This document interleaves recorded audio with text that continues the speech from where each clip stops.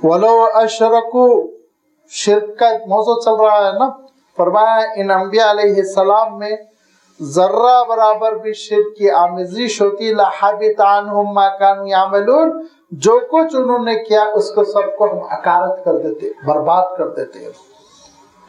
आपने बीसियों लीटर बल्कि आपने सैकड़ों लीटर दूध जमा कर लिया, बड़े टैंकर दूध के आते हैं देखिए जो कंपनीज को सप्लाई करते हैं, तो आपने सैकड़ों लीटर दूध जमा कर एक ही नींबू निचोड़ दिया, उसमें किस्सा खत्म, तब फटकर सड़कर गलकर बर्बाद हो जाएगा।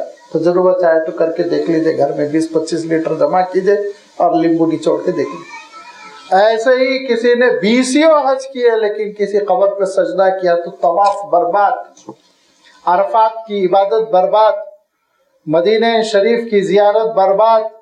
शिर्क नहीं, याद रखिए, जो आमाल अल्लाह के साथ है वो गैरुल्लाह के साथ नहीं होना, जो आमाल अल्लाह के साथ खास है।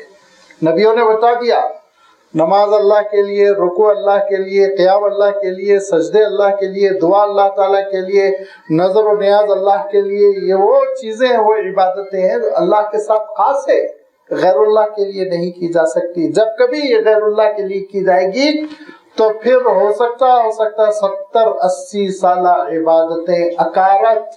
क्यों? हम लोग किस खेत की मूली? अंबिया के सिलसिले में फरमा अल्लाह ताला ने इतनी शहादतें दी, कुल्लुन मिनस सालिहीन, कुल्लन हदैना, कुल्लन फद्दलना अलल आलमीन। पूरी अल्लाह ताला ने उनकी फजीलतें बयान करके इरशाद फरमाया, वलो अशरकू।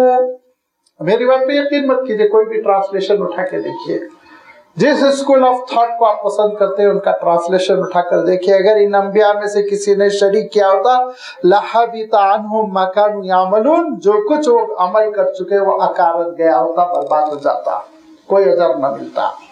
ये इसीलिए कहते हैं शिर्क के करीब न फटको।